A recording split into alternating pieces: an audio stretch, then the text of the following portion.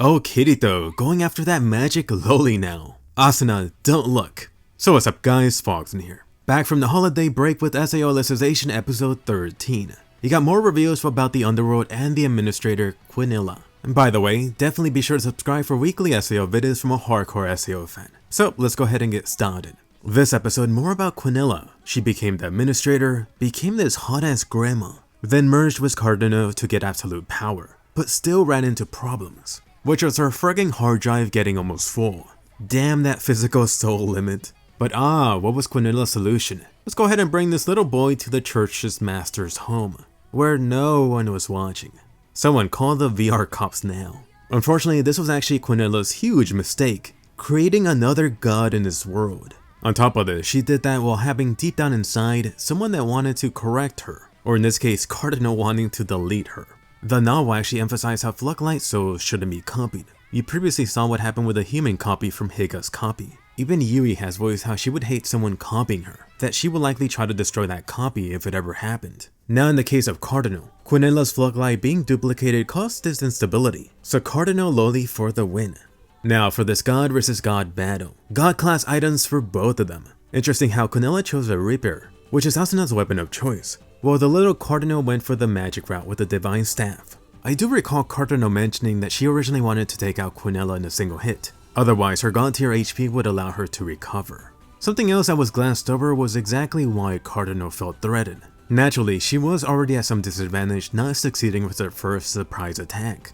Technically, they should have had the same god status and authority, except for one major difference. Cardinal really retreated due to her being in that small, lowly body. A prolonged battle would have only favored Quinella. Then, all of a sudden, you get the history of the Integrity Knights. That's right, the infamous guy from the first episode became the first Integrity Knight. Berkoli is Quinella's top knight. You do see this guy in the SAO Alicization Part 2 visual. At this point, he should be around 150, at least I think, surely past 100. And Berkoli does have the most powerful sword in the underworld. You'll find out about that soon. But back to Quinella. Doesn't this just speak volumes about her? Just taking people who oppose her taboo index, then mind wiping them in order for them to become her knight army. Of course, the other half of knights come from the tournament winners. In other words, you have all these high-ranking families, with the system to make you knights. In return, all of those families stay empowered by the church, and not to mention getting wealthy, or wealthier. One of the main reasons for the Integrity Knights for Quinella is just to have some help for whenever Cardinal shows her face again. As for Cardinal's buddies, the little Charlotte makes her appearance. She was the little one tugging at Kirito's hair last episode, and also the one that encouraged Kirito in that destroyed flower scene. Originally, she was supposed to be introduced in the Zakaria chapter that got cut for the anime. The little spider had been secretly helping Eugeo and Kirito all these years. Ultimately, this discussion circles back to Rat that started this underworld simulation. Cardinal had realized what the true gods of this world were after. In the novels, they've actually been dropping several clues about this final phase since the first book, but it's really only finally mentioned here in the anime, which is the final phase or low test that is coming. The actual human part of the underworld is just a small fraction compared to the rest of the underworld. I'm talking about the outside dark territory. In this episode, you're finally getting a taste of what's on the other side. You got orcs, goblins, wolf guys, demons, devil knights. Oh my god, I can't wait. I'm really just hoping that they flesh out these guys properly for the anime. They're not simply just some bad guys. This episode, Cardinal did mention the Dark Territory forces that cannot wait to invade. These guys would actually be a danger even to Quinella herself. They would overpower her simply by numbers. For centuries, the Integrity Knights were supposed to patrol the mountains to keep these guys away, at least small amounts of them. Integrity Knights like Alice could easily kill Dark Territory Knights. However, Alice versus hundreds or thousands of knights? Different story. Also, just in case you're wondering why they want to invade, the actual answer is pretty simple. The human territory purposely has a lot more resources than the outside. The underworld from the very beginning was set up for this great battle to happen. In fact, there's actually this great giant gate in the mountainside that separates the dark territory from the human territory, and that gate is actually starting to crack. So overall, this great dark territory invasion is coming. Quinella's strong but very small army of Integrity Knights definitely cannot handle it. And let me just mention that it's technically all Quinella's fault. If Quinella never restricted the humans, they would have naturally killed monsters and the Dark Army, which means they would have gotten stronger and leveled up to prepare for this great war for centuries down the line. But instead, Quinella pretty much castrated her own people due to her own insecurities. The humans that do know how to use swords don't have any actual combat experience, and it's been like that for centuries. Ironically, if Quinella never happened, it would have been the human army who would have been thirsty for some action in the dark territory. On the other hand, over for Cardinal, she really only wants to complete her objective, then reset the entire underworld. Goodbye everyone. Good luck, Kirito. Great spot to be in. On the bright side, the merciful Cardinal has offered a small gift to Kirito if she wins. A couple of underworld people can be saved for him. Think of it like how Yui got saved back in season 1. Anyway, now for the +1 Loli. Aw, the little Cardinal only wanted a hug. Unfortunately, Kirito will have to do. Lucky little runt.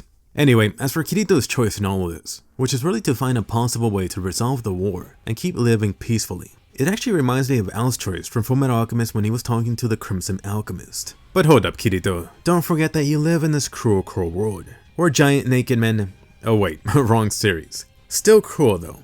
Oh, and I do love how you got that infamous head turn from Cardinal. Definitely don't try that move at home. Next up, what was Eugeo doing all this time, besides playing with himself in the shower? Too bad that the blonde boy Eugeo missed all that juicy info drop. Can't have him knowing about Wrath or the Dark Territory. He would just crap his pants. As for the Integrity Knight discussion here, as expected, it's not going to be easy to turn them back. You can't just take out that purple prism or smash their coconut with a huge mallet. Let me just tease that Quinella is keeping their special memory fragment for an important reason. Then over for Cardinal, +2 small daggers. Perfect, all Eugeo has to do is stab Alice with his little dagger. Don't miss and definitely don't lose it. Something not mentioned here is that the daggers are actually made from Cardinal's body, specifically her hair. By the way, that reaction from Kirito, finding out about 100 floors he has to climb, freaking priceless. It's really just some SAO PTSD kicking in. As for the upgrades Eugeo and Kirito got this episode, so yes, both of these guys visualize their powerful divine swords, Kirito's Night Sky sword and Eugeo's Blue Rose sword.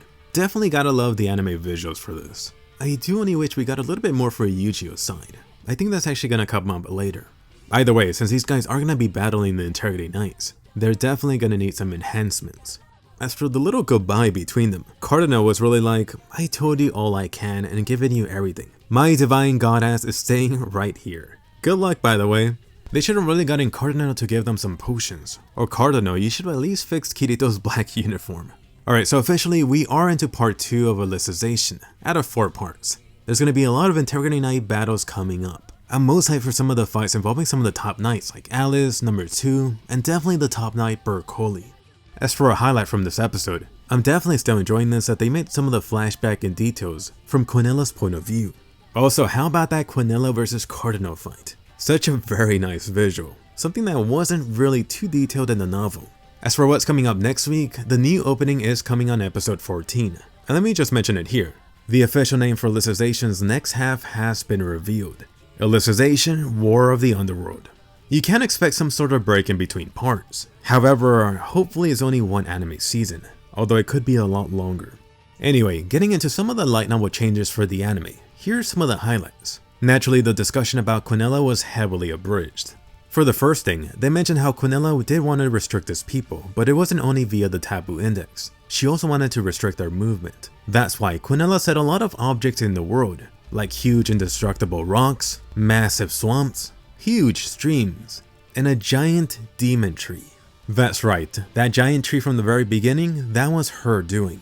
This actually leads into the second highlight, which is the whole reason why Cardinal chose Kirito. Cardinal first found out about Kirito after he destroyed that giant tree that Quinella set up.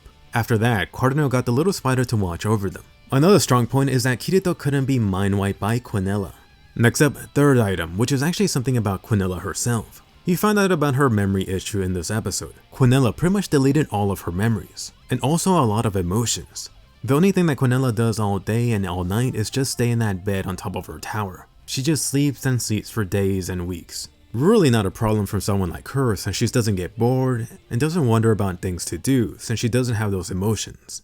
Finally, the last little bit that got cut out, which I actually wish they left in, was Kirito eating a frigging lot during his talk with Cardinal. Kirito was munching on meat buns, corn soup, basically having a whole buffet from Cardinal. But anyway, that wraps it up. More important, let me hear from you. Question of the day. How are you enjoying Quinella's backstory? And how do you like the small Cardinal? Best new Loli? An exciting action-filled part 2 is coming up. Anyway, be sure to smash that thumbs up and subscribe. Definitely check out my top anime coming for 2019. For SAO, I think I picked out the topic for my next video. It's something Integrity Night related. So definitely subscribe so you don't miss that, hit bell notifications, and I'll see you guys later.